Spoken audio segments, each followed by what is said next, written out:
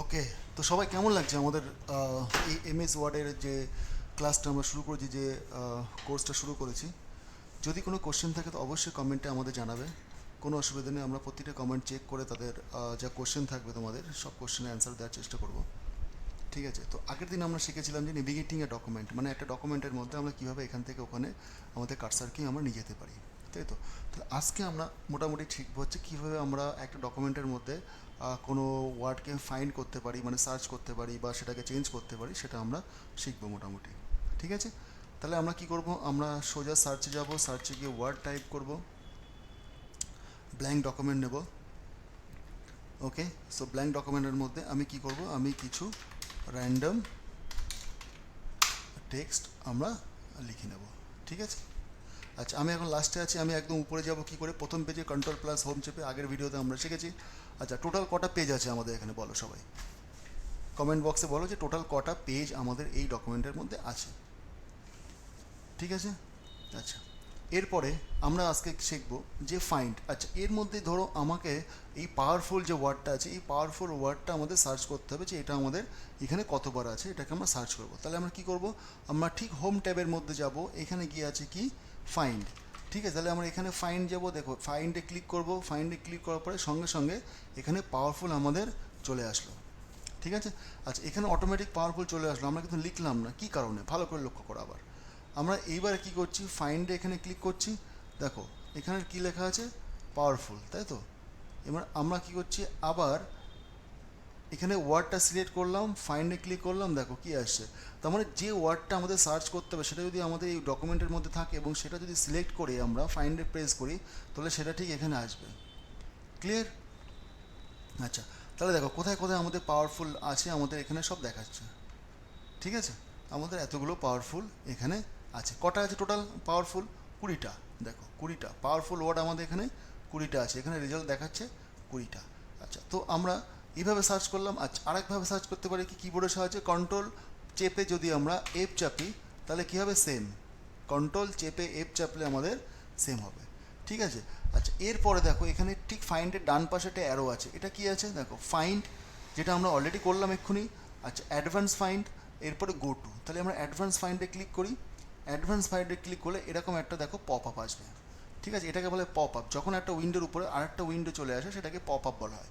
ঠিক আছে, আচ্ছা তাহলে এখানে আমরা ডাইরেক্ট পাওয়ারফুল, যেহেতু আমরা পাওয়ারফুল ওয়ার্ডটাই সার্চ করছিলাম সেহেতু পাওয়ারফুল এখানে এ করে যদি আমরা ফাইন্ড নেক্সট করি, তার মানে কী হবে, ওয়ান বাই ওয়ান সার্চ করবে। মানে আমি ওয়ান ক্লিক করলাম, আচ্ছা একবার পেয়েছি এখানে, এরপরে আমি নেক্সট, নেক্সট কোথায় আছে সেটা সার্চ করব।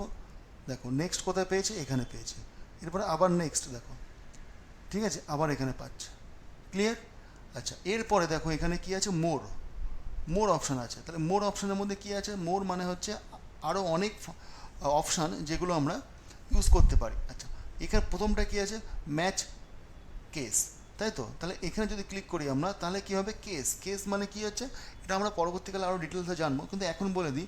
কেস মানে হচ্ছে এটা হচ্ছে লোয়ার কেস। দেখো এখানে আমি পাওয়ারফুল যে ওয়ার্ডগুলো আছে সবগুলো আমি লোয়ার কেস লিখেছি, একটাও কিন্তু আপার কেস নেই, তার মানে বড় হাতের নেই, সব ছোটো হাতের আছে।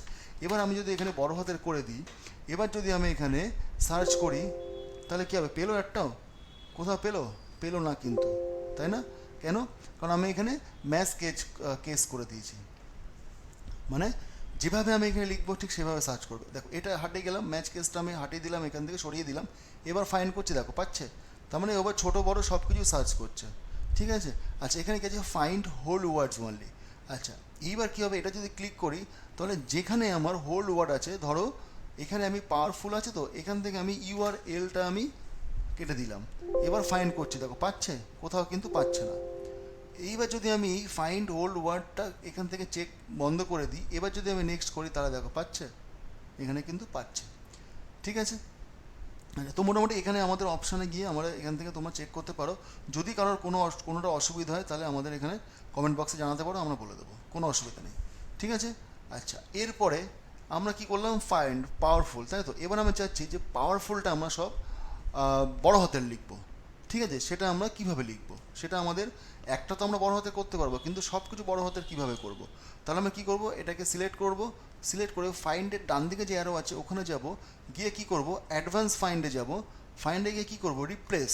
দেখো আমরা এতগুলো ফাইন্ড করছিলাম, এবার আমরা রিপ্লেস করব। তাহলে পাওয়ারফুলকে কী দিয়ে রিপ্লেস করব? পাওয়ারফুলকে আমরা সব বড় হাতে লিখে সেটাকে রিপ্লেস করব। আচ্ছা দেখো, রিপ্লেস অল যদি করা হয় তাহলে কী হবে, আমার এই ডকুমেন্টের মধ্যে যেখানে যেখানে পাওয়ারফুল লেখা আছে সব একসাথে রিপ্লেস হয়ে যাবে। ঠিক আছে? আচ্ছা, রিপ্লেস এখানে রিপ্লেস করলে কী হবে, 1 বাই 1, তাই তো? এটা হচ্ছে 1 বাই 1, মানে আমি একটা করলাম। ঠিক আছে, দেখো ভালো করে লক্ষ্য করো, পাওয়ারফুল, দেখছো এখানে দেখো পাওয়ারফুল হয়ে গেল, বড় হাতের হয়ে গেল। আচ্ছা, এরপরে আবার করছি আমি, এই যে পাওয়ারফুল, কোথায়, এর উপরে দেখো সব পাওয়ারফুল বড় বড় হাতের হয়ে যাচ্ছে। আচ্ছা, এবার যদি আমি রিপ্লেস অল করি তাহলে ও একবারে জিজ্ঞাসা করবে যে 16 জায়গায় পেয়েছে, 16 জায়গায় করে দেবে। তাহলে কি বলছে, উই মেড 20 রিপ্লেসমেন্ট, মানে 20 জায়গায় পেয়েছে ও, 20 জায়গায় ও রিপ্লেস করে দিয়েছে।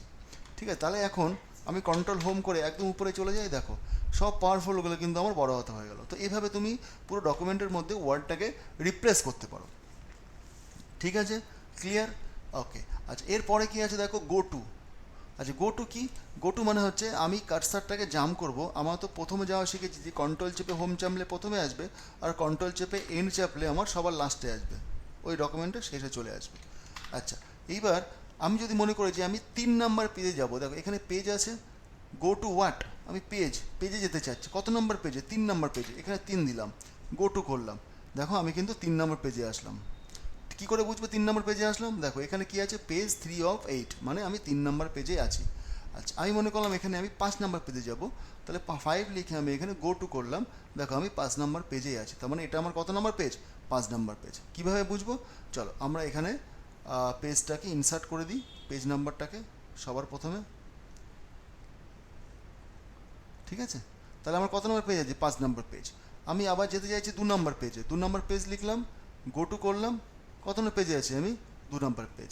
ঠিক আছে। আচ্ছা, এরপরে কী আছে, সেকশন। সেকশনটা আমরা এখনো শিখিনি, সেই জন্য আমরা দেখো আমাদের এখানে একটাই সেকশন, আমরা সেকশন ব্রেক এখনো শিখিনি, সেই জন্য এটা আমরা পরে করব। আচ্ছা, লাইন, দেখো কত নম্বর লাইনে যেতে চাও তুমি, ঠিক সেভাবে তুমি তত নম্বর লাইনে যেতে পারো। দেখো 3 নম্বর লাইনে আছি আমি। ঠিক আছে, আমি যদি মনে করি এখন আমি 35 নাম্বার লাইনে যাব, তাহলে আমি 35 নাম্বার লাইনে চলে এসেছি। ঠিক আছে, ক্লিয়ার? তো এইভাবে আমরা যেতে পারি। এরপরে বুকমার্কস, কমেন্ট সব কিছু আছে। তো এগুলো যতক্ষণ না আমরা জানতে পারছি ততক্ষণ আমরা এগুলো আমাদের আপাতত কোনো কাজে লাগছে না। তো আমাদের শুধু পেজটাই আপাতত কাজে লাগছে এবং লাইনটা কাজে লাগছে। তাহলে আমরা আজকে কী শিখলাম, ফাইন্ড কীভাবে করতে হয়, সেটাকে রিপ্লেস কীভাবে করতে হয়, এবং পেজ, একটা পেজ থেকে তার মাঝখানে কোনো পেজে যেতে হবে কীভাবে সেটা শিখলাম, লাইনে যেতে হবে কীভাবে সেটা শিখলাম। ঠিক আছে, এরপরে আমরা দেখি এরপরে এতে আমরা কী শিখতে পারি। তাহলে আজকে ভিডিও এখানে, এখানে কি আসলো, এখানে ভালো করে দেখো আন্ডারলাইন চলে আসলো। এটা কি স্পেলিং মিস্টেক হয়েছে? না, এটা স্পেলিং মিস্টেক না, যেহেতু এটা আমাদের নাম সেহেতু এটা আমাদের স্পেলিং মিস্টেক না। তাহলে এটাকে আমরা এই যে রেড বর্ডারটা সেটাকে আমরা কি করে সরাবো, আমরা জাস্ট এর উপরে রাইট ক্লিক করার পরে দেখো এখানে বলছো জেন, মানে যেহেতু টাইটেল সেহেতু আমরা প্রথম যে লেটারটা আছে সেটা বড় হাতে, এটা যখন আমরা করব তখন দেখো আমাদের রেড লাইনটা সরে গেছে। বা মনে করো যে আমি এটাই রাখতে চাইছি, তখন আমরা কি করব, রাইট ক্লিক আমরা এখানে ইগনোর করে দিতে পারি। ঠিক আছে, তার মানে কি ইগনোর করলেও রাইট এখান থেকে সরে যাবে। বা এটাকে আমরা যদি মনে করি না এটা সবসময় ঠিক, তাহলে আমরা এটাকে কি করতে পারি, এর উপরে রাইট ক্লিক করে আমরা অ্যাড টু ডিকশনারি করতে পারি। তার মানে কি এটা যে এমএস ওয়ার্ডের ডিকশনারি আছে সেখানে অ্যাড হয়ে যাবে। তার মানে কি হবে, এটা অ্যাড করে দিলাম। এরপরে আমি যখনই লিখবো, ধরো আমরা এখানে আবার লিখছি রোহিত জেন, দেখো ও কিন্তু দেখাচ্ছে না কেন, কারণ ডিকশনারিতে আমার অ্যাড করে দিয়েছি। ক্লিয়ার? তাহলে এমএস ওয়ার্ডের মধ্যে যখন আমরা এইভাবে কীভাবে লিখতে পারবো সেটা আমরা শিখলাম এখানে।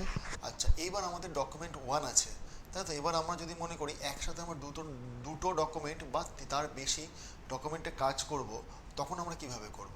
তখন আমরা এই ডকুমেন্টটাও আছে প্লাস এর পাশাপাশি আমরা আরেকটা ডকুমেন্টও কাজ করতে চাই। সেক্ষেত্রে আমরা কী করব, ফাইলে যাব, নিউতে ক্লিক করব, আমরা এখানে যাব, ব্ল্যাঙ্ক ডকুমেন্টে ক্লিক করব।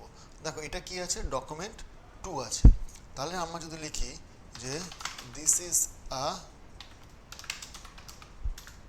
সেকেন্ড ডকুমেন্ট, ঠিক আছে? তাহলে এটা কি হলো, সেকেন্ড ডকুমেন্ট। আচ্ছা, এইবার যে আমাদের ডকুমেন্ট 1টা ছিল সেটা আমরা কি করে পাবো? সেটা পাওয়ার দুটো উপায় আছে আমাদের কাছে। ঠিক নিচে যে টাস্ক বার আছে এখানে দেখো এমএস ওয়ার্ডের সিম্বল আছে, আইকন আছে, এর উপরে মাউস নিয়ে যাবো বা এরপরে ক্লিক করো, দেখো দুটো দেখাচ্ছে, ডকুমেন্ট 1 এবং ডকুমেন্ট 2। তো ডকুমেন্ট 1 আমরা গেলাম এটা, আবার ক্লিক করে ডকুমেন্ট 2তে গেলাম এটা। বা আমরা আরেকভাবেও যেতে পারি, ভিউতে গেলাম, ভিউ ট্যাব যেটা আছে, কালকে আগের ভিডিওতে আমরা বলেছি যে ট্যাব কাকে বলা হয় আর ট্যাবের মধ্যে কী কী থাকে। তো ভিউ ট্যাবের মধ্যে দেখো এখানে আছে সুইচ উইন্ডোজ, তো এখানে ক্লিক করলাম, দেখো ডকুমেন্ট 1, ঠিক আছে, ভিউতে গেলাম ডকুমেন্ট 2, বোঝা যাচ্ছে, এখান থেকেও আমরা সুইচ করতে পারি, ঠিক আছে। তাহলে আমরা ব্ল্যাঙ্ক ডকুমেন্ট কীভাবে ওপেন করব, কীভাবে করব, সব কিছু আমরা জেনে গেছি। টাইটেল যে ডকুমেন্ট 1 বা ডকুমেন্ট 2 একে অপরের কখন আমরা যাব, ডকুমেন্ট 1 থেকে ডকুমেন্ট 2তে কীভাবে যাব, বা ডকুমেন্ট 2 থেকে ডকুমেন্ট 1-এ কীভাবে যাব, সেটা আমরা শিখলাম। আচ্ছা, এরপরে আমরা যাব হচ্ছে নন প্রিন্টিং ক্যারেক্টার, সেটা আমরা পরের ভিডিওতে আমরা শিখব।